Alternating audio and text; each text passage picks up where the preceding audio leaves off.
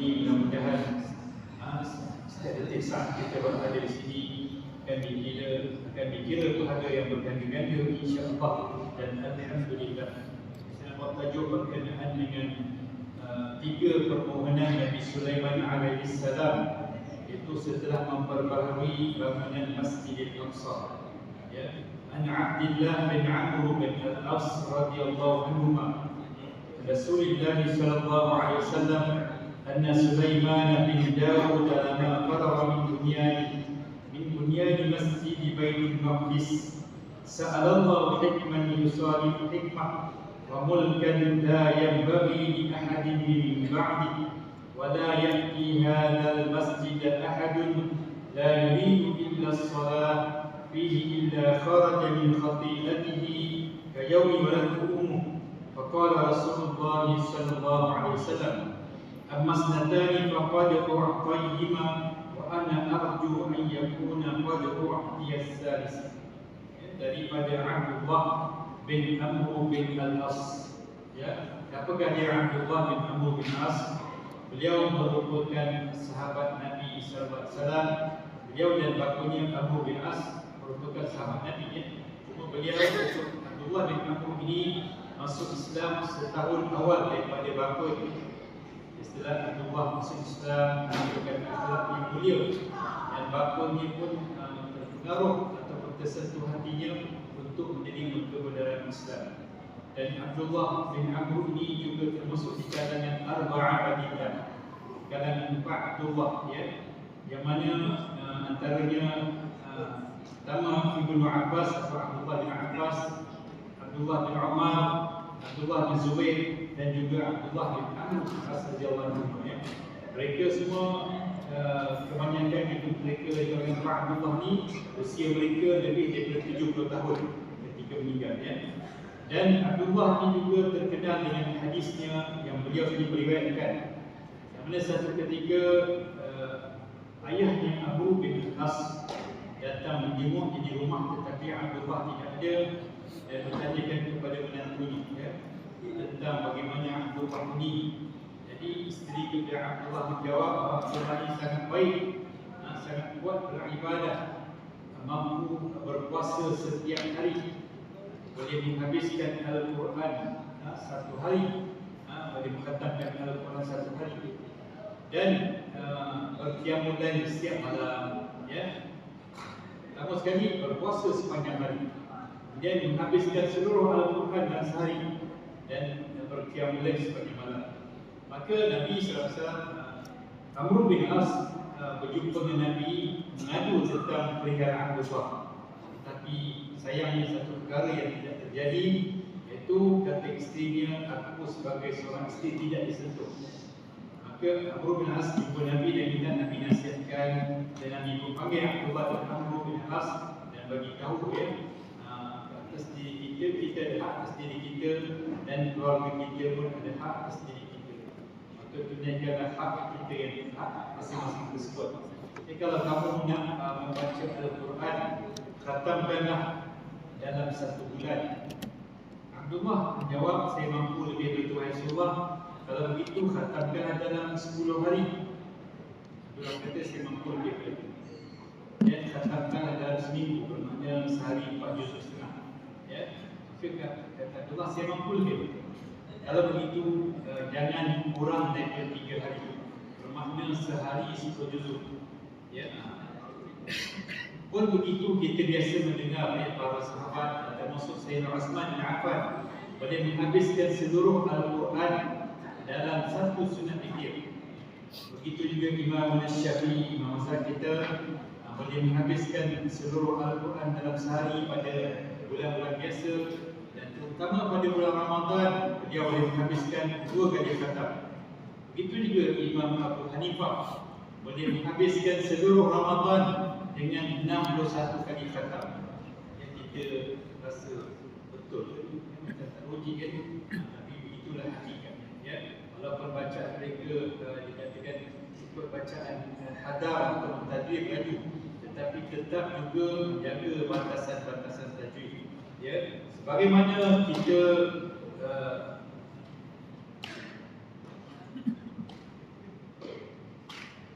satu pengumuman tolong alihkan kereta yang bernama pendaftar PNM 726 wanita negara menghalang kenderaan lain keluar.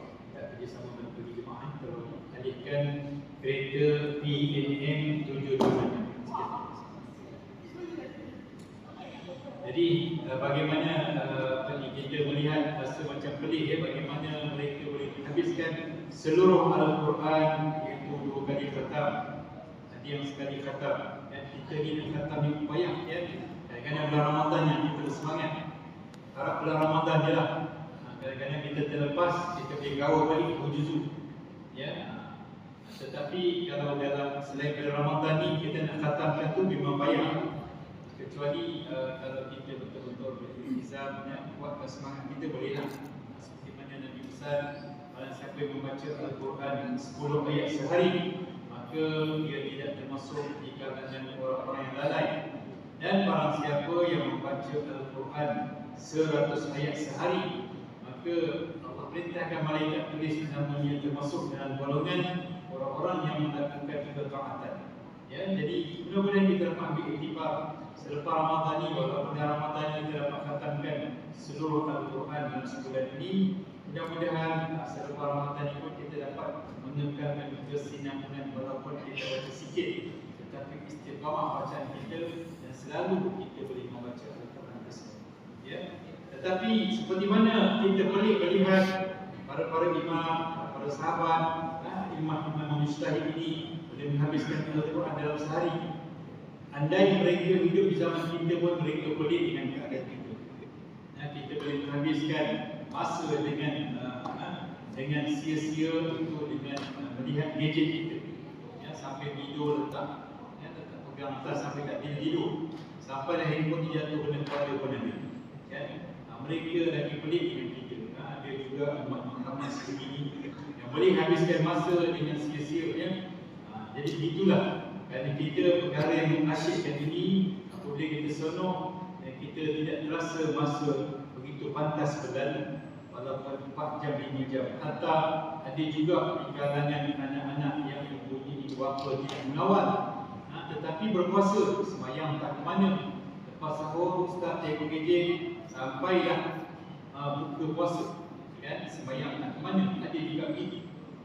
Jadi mereka pun akan pelik yang kita dan jadi Nabi pesan kalau nak berpuasa, puasalah hari-hari putih, iaitu 13, 14, 16 bulan 3 hari. Kata Abdullah, saya mampu lebih daripada itu. Kalau mampu puasa dan Isnin Khamis campur dengan hari putih tersebut, kata Abdullah, saya mampu lebih daripada itu, ya Rasulullah. Kalau begitu kata Rasulullah, puasalah seperti mana puasanya Nabi Daud AS. Sehari berpuasa, sehari berbuka dan begitulah seterusnya. Begitulah qiyamul lail. Kalau boleh kita lakukanlah kerap selang sedi atau seminggu sekali, atau seminggu sekali atau sebulan sekali. Yang penting kita lakukan dalam 10 malam terakhir bermula pada malam ini bermakna kita kalau boleh kita pertingkatkan amalan qiyamul lail kita dengan melakukan berbagai solat, mudah-mudahan kita akan mendapat malam Al-Qadar. Maka Abdullah bin Amr bin Al-As meriwayatkan satu hadis daripada Nabi sallallahu alaihi wasallam, di mana Nabi bersabda bahawasanya ketika Nabi Sulaiman bin Daud alaihi wasallam setelah mendirikan mempublikkan binaan Masjidil Aqsa, yang mana Masjid Al-Aqsa ini dibina oleh Nabi Ibrahim AS 40 tahun selepas dibinanya Masjidil Haram. Tapi Nabi Sulaiman kompletkan renovation ataupun binaan Masjidil Aqsa ini. Dan setelah terbina Masjid Al-Aqsa tersebut, Nabi Sulaiman AS memohon 3 permintaan. Yang pertama sekali, apa permintaan Sulaiman? Supaya Allah Subhanahu Wa Taala bagi kepada Nabi Sulaiman kebijaksanaan sesuai dengan keadaannya. Kerana Nabi Allah Sulaiman bukan saja hanya memerintah di kalangan rakyatnya manusia, tetapi memerintah juga di kalangan rakyatnya jin dan juga binatang-binatang. Guru saya pernah beritahu, saya pernah beritahu bahawa nisbah di antara seorang manusia jin dengan malaikat. Satu jin bersamaan dengan satu manusia bersamaan dengan 9 jin dan bersamaan dengan 99 malaikat. Mana kalau ada 7 bilion manusia, jin ada 63 bilion. Begitu juga dengan malaikat ada lebih 600 bilion kan. Jadi bayangkan di dalam Al-Quran Allah Subhanahu Wa Taala menceritakan seperti mana kisah Nabi Sulaiman alaihissalam, yang mana satu ketika semut dan firman-Nya hatta idza ataw ala wadi namli qalat namlatun ya ayyuhan namlu dukhulu ya ayyuhan namlu dukhulu masakinakum la yahtimannakum Sulaiman wa junuduhu wa hum la yash'urun. Ya, wahai angkatan aku, hingga apabila mereka sampai ke wadi Nam itu, di satu tempat lepas semut tersebut, berkatalah seekor semut, wahai sekalian semut, masuklah ke sarangmu masing-masing supaya Nabi Sulaiman dan tenteranya tidak akan memijak serta membinasakan kamu dalam keadaan mereka tidak menyedari. Maka tersenyumlah Nabi Sulaiman mendengar. Nabi Sulaiman bukan sahaja boleh bercakap dan bahkan boleh berkomunikasi dengan binatang-binatang lain. Nabi Sulaiman mendengar perkataan semut tersebut. Nabi Sulaiman pun tersenyum dan berdoa dengan berkata, wahai Tuhanku, ilhamkanlah kepadaku supaya bersyukur atas segala nikmat yang Engkau kurniakan kepadaku dan kepada ibu bapaku, dan supaya aku tetap mengerjakan amal saleh yang Engkau redai, dan masukkan aku dengan limpah rahmat-Mu ke dalam golongan hamba-hamba yang saleh. Dalam itu berkenaan dengan semut. Satu lagi berkenaan dengan dengan burung. Dan setelah Nabi Sulaiman memeriksa kumpulan burung yang turut serta dalam tenteranya, lalu berkata Nabi Sulaiman, mengapa aku tidak melihat burung pun? Adakah ia dari mereka yang tidak hadir? Demi sesungguhnya aku akan menyiksanya dengan siksaan yang seberat-beratnya, atau aku akan menyembelihnya kecuali jika ia membawa kepadaku alasan yang jelas yang membuktikan sebab ia tidak hadir. Maka tidak lama selepas itu, lalu datanglah burung-burung tersebut kepada Nabi Sulaiman sambil berkata, telah meliputi pengetahuanku tentang satu perkara yang tidak Tuhan ketahui, dan aku datang kepadamu dari negeri Sabah dengan membawa khabar berita yang diyakini kebenaran. Simpul cerita, ringkas cerita, bagaimana semut ini melihat ada seorang wanita yang menyetuai upacara menyembah matahari. Itulah cerita Ratu Balqis ya. Kemudian ringkas cerita, Nabi Sulaiman menulis ayat, innahu min Sulaiman wa innahu bismillahirrahmanirrahim alla ta'alu alayya wa atuni muslimin. Dan Nabi Sulaiman menawarkan kepada Ratu Balqis untuk menerima Islam. Akhirnya Ratu Balqis pun menerima Islam. Ini menunjukkan Nabi Sulaiman punya kuasa ini amat besar ya, dari kalangan manusia, bahkan di kalangan jin dan juga binatang-binatang yang kata, dan begitu juga unggas-unggas yang terbang. Inilah kelebihan Nabi Sulaiman. Sebab tu Nabi Sulaiman mohon supaya Allah Ta'ala beri kebijaksanaan sesuai dengan pemerintahan.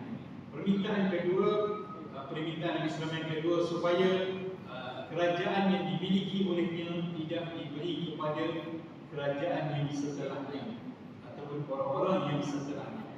Jadi terbuktilah mana ada dalam dunia ini seorang pemimpin atau Nabi itu ada, melainkan Nabi Sulaiman yang setelahnya lah. Tak ada kecuali Nabi Sulaiman sekarang. Dan begitu juga apakah lagi kerajaan raja, sultan dan sebagainya, yang seperti mana apa yang dimiliki oleh kerajaan Nabi Sulaiman. Kemudian permintaan yang ketiga, supaya sesiapa sahaja di kalangan orang-orang Islam yang solat di Baitul Maqdis tidak keluar solat di Baitul Maqdis mata-mata kerana Allah, dan tidak keluar dari masjid tersebut, melainkan Allah Subhanahu Wa Taala mengampuni dosanya seperti mana ia baru lahir atau baru dilahirkan dari perut ibunya.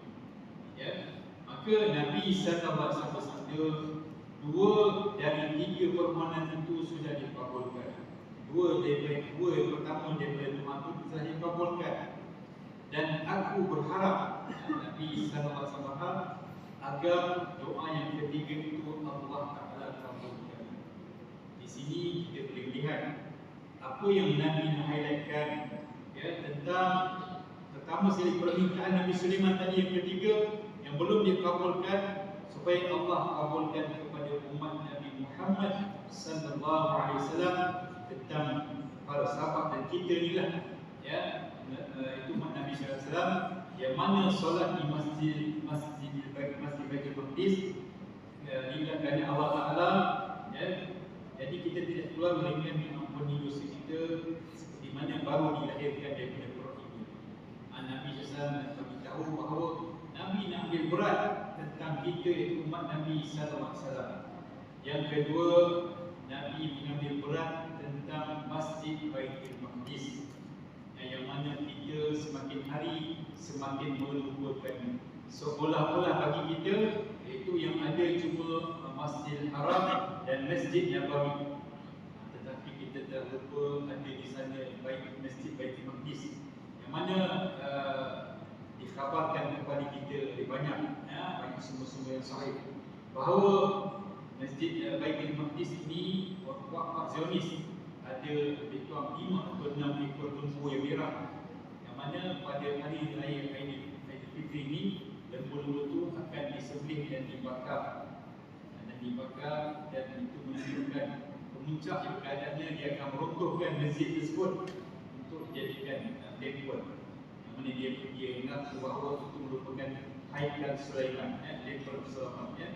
Inilah apa yang Yahudi buat.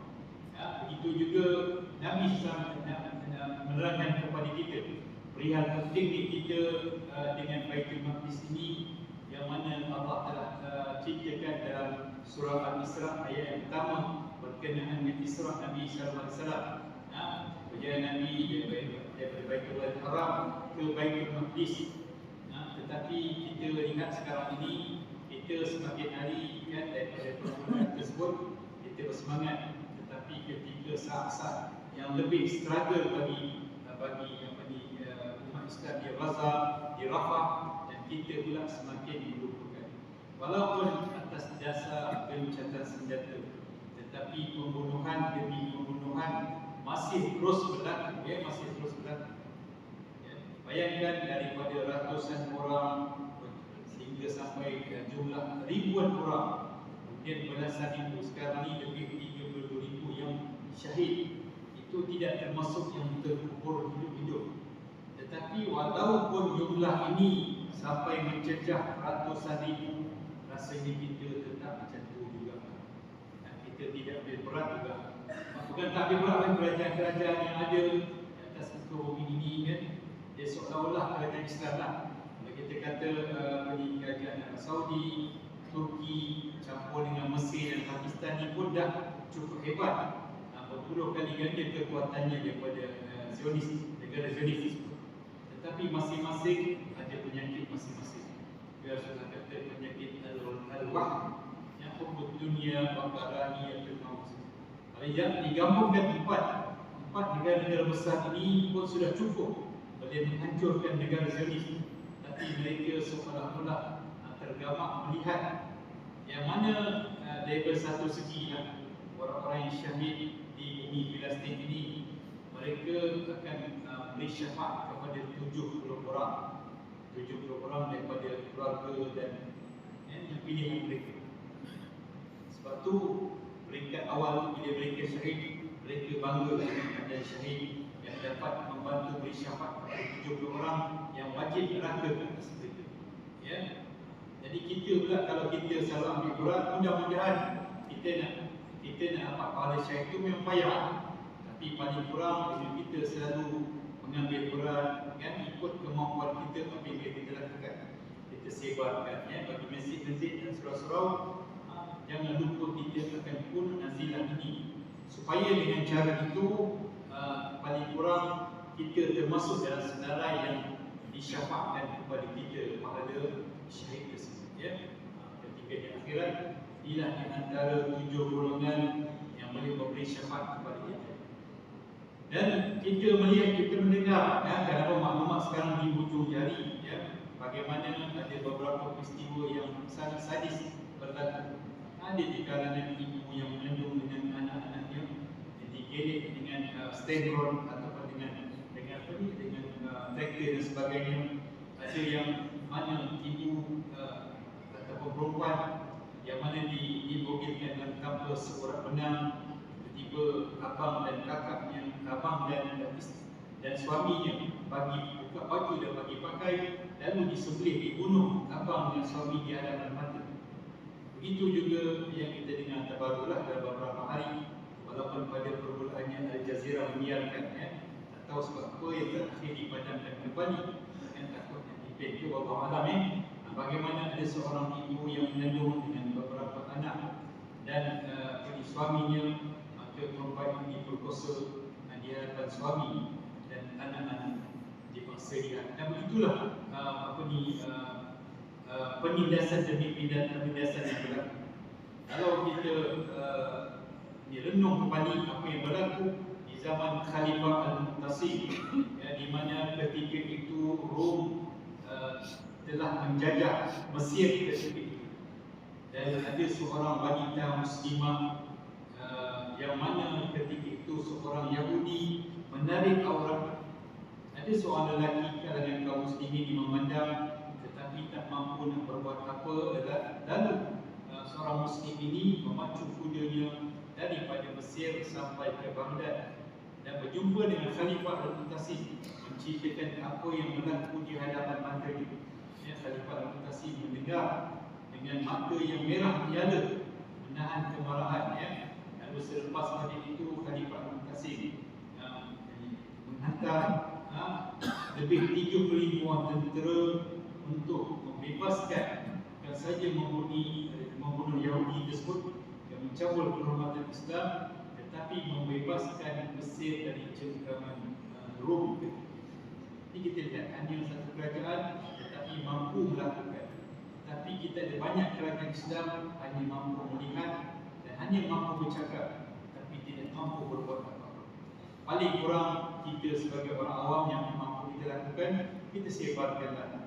Dan sebagai orang-orang yang bertanggungjawab atas masjid surau, bacalah Quran Nazilah supaya kita besok di hari akhirat kelak apabila dipersoalkan di hadapan Allah, adalah jawapan untuk kita. Kita risau apabila Nabi sallallahu alaihi wasallam apabila memberi minum di telaga Al-Kausar, kita pun berasa yang kita ini layak sebagai umat Nabi sallallahu alaihi wasallam datang kepada Nabi, tapi ketika itu Nabi menghalau.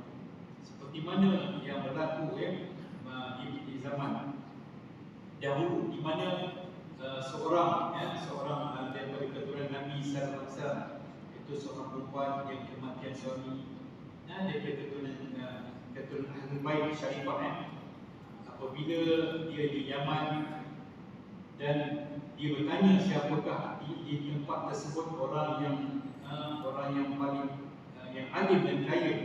Lalu masyarakat menunjukkan seorang yang kaya dan alim. Perempuan ini datang kepadanya mengadu tentang kesusahan untuk membesarkan anak-anak perempuan, dan tak mampu dia betul-betul baik. Lalu bila dikatakan kepada orang alim yang kaya ini, orang alim yang kaya ini bagi tahu, tanya kepada apa bukti yang kamu memiliki keturunan Ahlul Bait. Kerana kemiskinan dia tak dapat membuktikan. Lalu orang alim ini pun tak dapat melayani. Dan tak jauh ke sana ada seorang Yahudi melihat dan simpati dengan raut muka dan kesusahan yang dialami oleh perempuan dan anak-anaknya. Lalu dia menceritakan orang Yahudi ini bagilah tempat dan perlindungan kepadanya. Dan pada malam hari tersebut, orang alim yang kaya ini bermimpi ketika mana Nabi SAW sedang memberi minum di telaga Al-Kausar tersebut. Dan datanglah orang alim ini berjumpa dengan Nabi.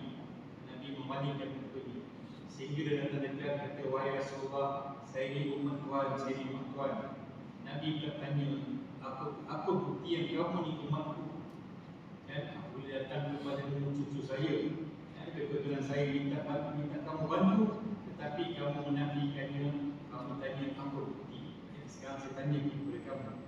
Dan sekiranya kamu melayaninya dengan penuh kebaikan, maka Allah Ta'ala telah akan beri kepada kamu satu istana yang besar yang putih. Tetapi istana tersebut bukan jadi hak milikmu lagi, jadi hak milik kepada Yahudi yang Allah telah buka hidayah hatinya untuk menjadi Islam. Sebaik saja bangun tidur hari ini, dia pun pergi cari berjumpalah tak jauh dari rumahnya. Rupanya orang ini telah menjadi tetamu kepada Yahudi tersebut. Lalu dia pergilah jumpa Yahudi itu minta dan sanggup bagi duit 1,000 dinar semata-mata untuk nak dapat wanita dan anak-anak tersebut. Kata Yahudi ini, sebagaimana Tuhan bermimpi, yang sepatutnya istana yang dimiliki oleh Tuhan itu Nabi telah menjanjikan untuk memberi kepada itu sekiranya aku mengucap kalimah syahadat. Dan dia pun mengucap kalimah syahadat di hadapan orang alim, ya, dia menyesal orang. Jadi inilah yang kita risau apabila berlaku benda ini. Kita rasa macam tak ada kena mengena dengan kita, sedangkan Nabi sallallahu alaihi wasallam bersabda, la yu'minu ahadukum hatta yuhibba li akhihi ma yuhibbu li nafsihi. Tidak sempurna iman seseorang kamu melainkan dia mengasihi saudaranya seperti dia mengasihi dirinya sendiri. Ya, kalau berlaku pada kita, pada keluarga kita, pada kampung kita, pada negeri kita, negara kita, kita akan rasa satu peristiwa yang besar, ya. Tapi bila berada jauh, kan, padahal ini negara yang mana Allah Ta'ala telah memberkati, tapi Allah nak uji kita bagaimana keadaan kita. Adakah kita membiarkan dan kita tidak merasa sensitif langsung dengan apa yang tambah pula kita dengar bahawa ini ada juga di kalangan orang Islam yang bersekongkol membantu Zionis Antuba memberi senjata dengan nak pucuk senjata dengan 200 peluru dibagikan kepada Zionis yang menyamar datang ke sini, ya, dengan menggunakan pasport Perancis. Rupanya ada juga manusia munafik begini yang bersekongkol sanggup membantu demi kerana wang ringgit, dia membantu Zionis. Kan kita tahulah kalau mereka yang kalangan Zionis datang ke sini, dia bukan bunuh orang dia akan cari orang-orang yang Gaza, orang-orang yang intelijen sini di kalangan orang Palestin. Itulah target dia. Kalau nak bunuh seorang, tak mungkin dia sampai sanggup beli 200 peluru, tapi mujurlah dapat ditangkap, ya. Jadi sini jemaah muslimat yang dirahmati Allah Subhanahu Wa Taala. Jadi apa yang penting sangat, kan? Apa yang penting sangat Palestin ini, ya? Kerana Nabi kita Ibrahim AS hijrah ke Palestin, daripada Mesir ke Palestin. Nabi Lut AS diselamatkan oleh Allah dari azab yang turun pada kaumnya menuju bumi yang dia berkati, iaitu bumi Palestin, ya, daripada sempadan laut mati tersebut yang Allah tunjukkan tanda-tandanya, yang mana keturunan ataupun umat Nabi Lut ini dia melakukan satu musim munkar. Apa dia? Mereka terbabit dengan LGBT ini, ya, yang mana Allah Ta'ala hancurkan negara ini, menterbalikkan. Ya, sampai sekarang ada tanda-tanda. Dan begitu juga Nabi Daud AS tinggal di Palestin dan membangunkan mihrabnya. Nabi Sulaiman juga memerintah seluruh dunia dari Palestin. Kisahnya yang popular berkaitan semut yang berkata, yang tadi diceritakannya, begitu je dengan burung, ya. Palestin juga terdapat mihrab Zakaria, Nabi Zakaria AS. Sebagaimana Musa AS meminta kaumnya memasuki bumi Muqaddasah, beliau menamakan dengan Al-Muqaddasah itu bumi suci dari syirik dan jadikan tempat tinggal para nabi. Banyak mukjizat yang terdapat di dalamnya, antaranya kelahiran Nabi Isa AS dari ibunya Maryam AS, seorang gadis tanpa suami, dan Allah mengangkatnya ketika Bani Israel sepakat untuk membunuhnya. Kemudian di Palestin juga Maryam, iaitu Siti Maryam, menggoyangkan batang pohon korma setelah kelahirannya dalam keadaan paling lemah. Maka setelah makan buah korma tersebut, kembali menjadi kuat dan sihat. Termasuk tanda-tanda akhir zaman di Palestin, Nabi Isa AS akan turun di Manarul Bayda, iaitu menara putih di Syria, dan akan membunuh Dajjal di gerbang Lut Palestin, ya. Serta banyak cerita lain yang pernah terjadi di Palestin, antaranya kisah Talut dan Jalut, ya.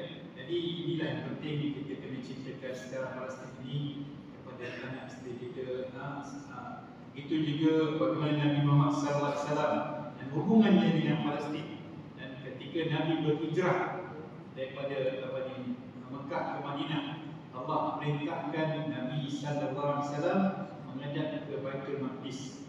Nabi menghadap walaupun rasa berat di hati untuk menghadap di kiblat yang pertama tersebut, di Baitul Maqdis selama 17 bulan. Lepas tu baru Allah Ta'ala izinkan Nabi menukar kembali ke Baitullah yang Haram. Jadi inilah dia kiblat yang pertama yang diperintahkan solat adalah menghadap di Palestin, itu di Baitul Maqdis. Dan ketika Nabi berhijrah ke Madinah, malaikat Jibril turun dan baginda sedang solat. Jibril memerintahkan untuk mengubah kiblat daripada Baitul Maqdis ke Makkahul Mukarramah, lalu menjadi tempat baginda solat, dinamakan tempat yang Nabi solat tersebut, yang selama 17 Nabi solat 17 bulan menghadap Baitul Maqdis. Dan pada satu hari ada seorang wanita menawarkan untuk mengajak Nabi bersama-sama para sahabat untuk berkunjung ke rumahnya untuk diberi makan. Sesudah makan tersebut, Nabi menunaikan solat zuhur. Dan ketika 2 rakaat pertama, Nabi solat memandang untuk menghadap Baitul Maqdis. Dan pada masuk rakaat ketiga tersebut, maka Allah turunkan ayat supaya Baitul Maqdis ini, kiblat itu dipalingkan ke Baitullah Haram sendiri. Maka di rumah perempuan tersebut turunnya wahyu ini, maka wanita itu pun jadikan rumahnya sebagai wakaf. Maka dibina masjid Qiblatain di atas tapak rumah wanita tersebut. Inilah sejarah. Jadi yang mana Baitul Maqdis ini bukannya tidak ada kena-mengena, ini masalah akidah umat Islam. Jadi kita, kalau perkara ini kita biarkan, jadilah bila orang lain tak tahu tentang kepentingan Baitul Maqdis, seperti mana yang terjadi sehingga sanggup pasangan suami isteri ini membantu kuat Zionis. Dia tak tahu apa, sama dia tahu atau tidak tahu, tetapi mungkin itu dia tidak mengambil berat tentang perkara tersebut. Yang penting baginya duit dapat cukup, Dia jangan sampai jadi ini kepada umat dan kepada anak kita. Jadi sebab tu perihal Palestin, perihal Baitul Maqdis hendaklah selalu kita menceritakan dan menjadi paling kurang kita mengambil berat. Kalau tak mampu apa pun, paling kurang yang doa kita ketika kita berbuka, ketika kita doakan untuk saudara-saudara kita. Mudah-mudahan ada kebaikan yang baik Allah Subhanahu Wa Taala. Salah silap atas kekurangan dan kelemahan sisi. Dan untuk akhirnya sama-sama kita berdatang dengan berdoa supaya Allah Taala menerima segala amal ibadah kita, dan juga sampai itu Allah Taala membantu perjuangan rakyat Palestin, dan Allah Taala menghancurkan kaum Zionis Nahdlatul dan yang bersekongkol dengan mereka, dan beri kemerdekaan kepada bumi Palestin dan membebaskan Baitul Maqdis daripada cengkaman Zionis. A'udzu billahi minasyaitonir rajim. Bismillahirrahmanirrahim. Alhamdulillahi rabbil alamin wal 'aqibatu lil muttaqin wa la 'udwana illa 'alal zalimin. Wassalatu wassalamu ala asyrafil anbiya'i wal mursalin wa ala alihi wa sahbihi ajma'in. Allahumma ya awwalal awwalin wa ya akhiral akhirin wa ya dzal quwwatil matin wa ya rahimul masakin wa ya arhamar rahimin. Allahumma inna nashhadu annaka anta Allah, la ilaha illa anta al-ahad as-samad alladhi lam yalid wa lam yulad wa lam yakul lahu kufuwan ahad. Allahumma a'izz al-islam wal muslimin. Allahumma ansur al-islam wal muslimin. اللهم انصر الدعاة والمجاهدين. اللهم انصر المظلومين المستضعفين في غزة، وانصر إخواننا المظلومين المستضعفين في رفح، وانصر إخواننا المظلومين المستضعفين في كل بلاد المسلمين. اللهم عليك باليهود المعتدين الذين قتلوا إخواننا المسلمين في فلسطين. اللهم عليك باليهود وأمريكية والبريطانية والحلف والأمم المتحدة وزملائهم. اللهم دمر الكفرة والكافرين والنفاق والمنافقين والشرك والمشركين والظلم والظالمين الذين هؤلاء يصدون عن سبيلك. اللهم إنا نجعلك في نحور أعدائنا ونعوذ بك من شرورهم. اللهم رد كيدهم على نحورهم. اللهم بدد شملهم وفرق جمعهم وشتت كلمتهم وزلزل أقدامهم وسلط عليهم كلما من كلابك. يا قهار يا جبار يا منتقم يا الله يا الله يا ذا الجلال والإكرام. اللهم يا منزل الكتاب ويا مجري السحاب ويا هازم الأحزاب اهزمهم وانصرنا عليهم. حسبنا الله ونعم الوكيل. اللهم حرر المسجد الأقصى من أيدي الكفار. اللهم حرر المسجد الأقصى من أيدي اليهود. اللهم حرر المسجد الأقصى. اللهم ربنا ظلمنا أنفسنا وإن لم تغفر لنا وترحمنا لنكونن من الخاسرين. ربنا آتنا في الدنيا حسنة وفي الآخرة حسنة وقنا عذاب النار. اللهم ربنا تقبل منا صلاتنا وقيامنا وصيامنا وركوعنا وسجودنا وتخشعنا وتضرعنا وتمن تفسيرنا يا الله يا أرحم الراحمين. دوام فيها سبحانك اللهم وتحية فيها سلام وآخر الحمد لله رب العالمين. تقبل الله منا.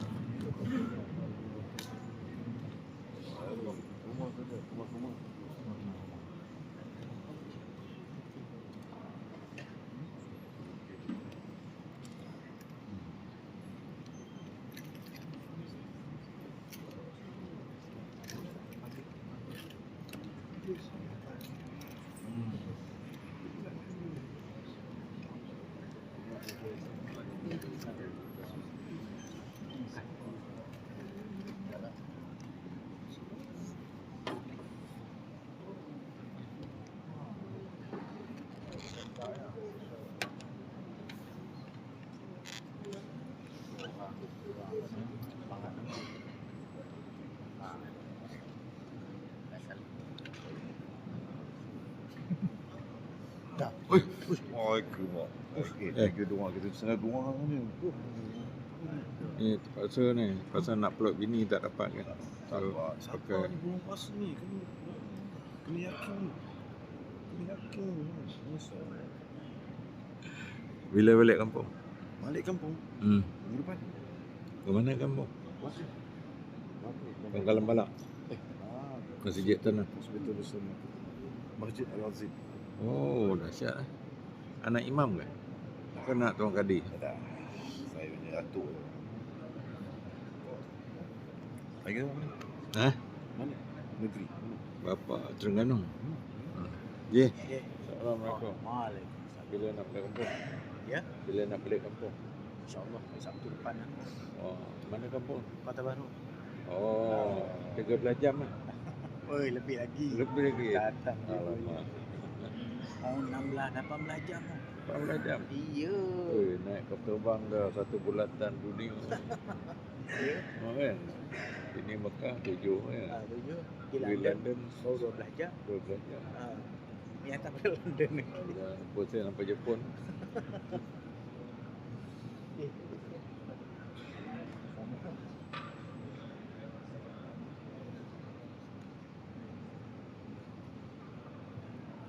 Bila nak balik kampung? Kita raya nasi-nasi. Oh, lepas raya.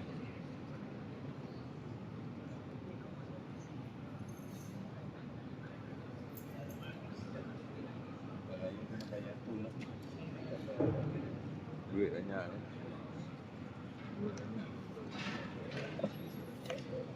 20 kan? 20 kan?